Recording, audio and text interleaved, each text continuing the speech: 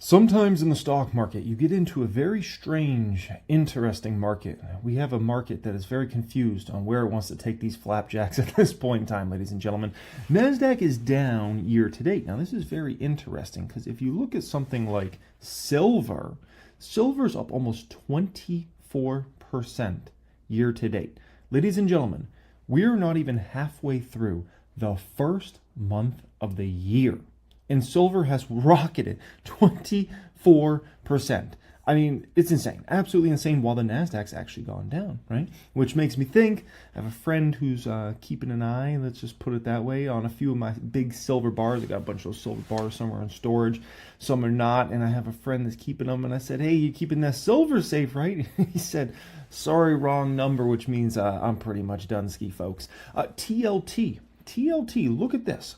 TLT is actually up year to date and it's beating the Qs. Now this is interesting because I have another friend, and this friend, he predicts that TLT, this is a big prediction he made going into this year, he's predicting that TLT is going to do better than the Qs in 2026, which is a pretty big prediction to make out there, right? This individual is very good at short-term calls, I'll tell you that.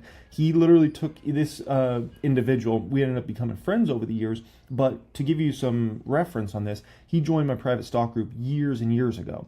And he went from a situation where he had a portfolio of a few $100,000 to he ended up taking it to several million in 2020. He documented all in the private group. If you were in the private group back in those days, you remember who this individual is. Unbelievable. One of the most insane things I ever seen in the market, where somebody took their portfolio in a matter of like 2 months from a few $100,000 to millions of dollars. It was like life-changing money for him. Good for that. And yeah, this is his big prediction. TLT is actually going to outperform the Qs in 2026. So I'm going to keep track of it. We'll see if he's right or wrong in regards to that. Crude oil is absolutely rocketing so far this year, up over 7%. There's all types of geopolitical situations going on out there. It's ridiculous. It's like a full-time job just keeping up with all that. But this is no bueno. No bueno.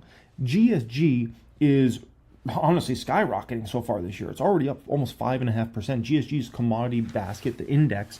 So the way to look at this is if GSG